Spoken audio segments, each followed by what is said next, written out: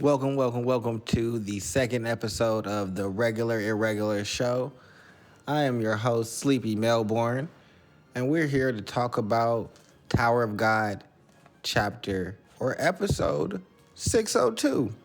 Off with Tarmiel and him talking about Enkidu, basically the beast inside of the tower that killed Bam's mother or mother figure, because, I'm not exactly sure. But this chapter is broken into two parts. We have the first part where basically there is a game explained, and that game is pretty simple. It's called, I think it's called Capture Chess. And basically what it is like real life shogi. Your team versus another team, they represent pieces on a chessboard, and as those members die, those chess pieces get removed. So there is a way to, I guess, win all of this without having to fight, and that's killing the king of the opposing great family head. But no one knows who the king is.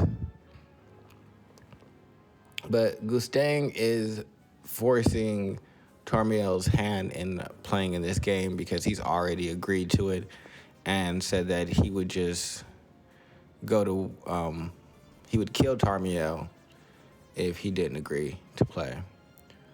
So I'm not sure if family heads have power rankings, because if I'm a family head and you're a family head, I don't think you can just threaten me like that. But maybe he doesn't want to go to war with and lose like the opportunity to get like Gustave, because maybe Gustave will kill the beast. And I know that Tarmiel is very intrigued by this beast that he's been unable to sleep over. So on Gustav's team is Tierra, fucking the Branch Gecko Head, Coon, Bam, and Dorsey, Rock, Dumas. And then for Tarmiel, he has all of his branch heads that got captured a couple of chapters back. I want to say 598, around there. But the actual great chess match is at the center of the sprout, which is where we saw the terrible whack-ass Rachel go, making our girl Harang go there. But I was just saying last episode that I want to see Harang again. I need her back in my life. And it looks like we are steps and steps closer to that as we speak. So I'm excited for that. Hopefully everybody else is excited. If you're not excited for that, I don't know what's wrong with you. Get excited.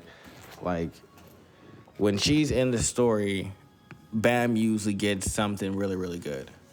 And so I'm excited for our main character to get another something really, really good. I'm thinking Enkidu is the thing that the Leviathan was telling Bam that he needed. And so I'm hoping Bam can absorb it, and then maybe he's now on like minor 10 grade family head status.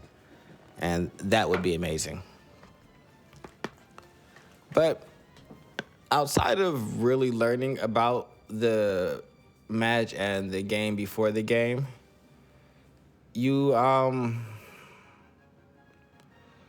really don't get too much more. The game doesn't really start. You just see all of the participants. That would be the chess pieces. And we do get a shot of Bam and an octopus, and I'm not exactly sure what this octopus represents, but I think it might be important later on. But, our boy Bam is always doing important shit, important things on an important time, That's how we get it up. But yeah, second part of this, and it's really not even a full second part because a lot of this is really just the explanation of the game, but we do get Labadon heading to the great arena match. And he is bringing his whole army. And he's gone to where the branch heads were at before they got captured to see the wreckage of the battlefield there. Punk ass Kieran betrayed them. But that's cool. Doesn't matter. Labadon's on his way. But one of the family heads managed to escape. He was a turtle. And so he hid in his shell. And it's pretty tiny, actually. Like, he's maybe the size of Labadon's chest. Like a pec muscle. But he explains to Labadon what's going on and the fact that all the other branch heads were taken to this game. And Lo Po by Pokoko is the family branch head's name. And don't get it twisted, just because he's all like sad and tiny with Labadon, I don't think that he's weak at all. I think that he is just smart and resilient and knew how to get away, and that him getting captured wasn't going to be the best thing. But Traumerei sees that all the other branch heads are captured and that those are going to be his chess pieces, like I said earlier. But in the second part, we do see Labadon clash with the second strongest inside of the Po BDU army. And his name is Protus. And so it's Labadon versus Protus.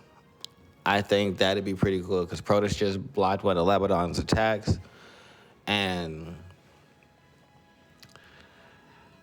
there was someone else there, but obviously he's not anyone that's majorly important. Like, Labadon was about to wreck him before Protus came and defended with all of his lighthouses. So I would love to see this battle because they are going to be marching on each other and go into conflict. Protus is trying to stop our boy Labadon from getting to the great match, which is crazy. All y'all hating on the boy. Let Labadon go to see his daddy. Because don't forget, Traumerei is this boy's daddy, and he's trying to go see him. Let him see his daddy. But I don't think I have too much else for this. I'm thinking that we'll get some of Rachel's shenanigans inside of the Sprout, especially since I think that Harang was supposed to take Bam to Enkidu, and we got Rachel going there first, and that's probably how it ended up getting captured and used for this match and to manipulate the great heads. I think that it's still going to work in Bam's favor. He's going to be able to absorb him. I don't know if that's going to be the next chapter. I think that that's probably a ways off. I think next chapter we're going to see probably the start of whatever this killing chess match is, like how it's actually like measured out. Is it team versus team in like a conflict? Are there challenges? Because, you know, they love challenges inside of Tower of God. So what is the exact way that we are going to be like facing off against our enemies and trying to take them off the board? Hopefully Gecko dies. I don't care that Goose Dog loses a thing. He's not, like, I'm rooting for Traumerei in the Goose Dog versus Traumerei. I know that everybody's like, oh, Traumerei's probably bad. He wants to capture Bam, force him to marry. I just think that Goose Dog is kind of high and mighty and also wants to use Bam, but he's trying to go about it in a roundabout way, and he's aligned himself with Rachel. And so if you're fucking with Rachel, you can't fuck with me. So that's just the long and short of that. But this has been the Regular show. Thank you for listening.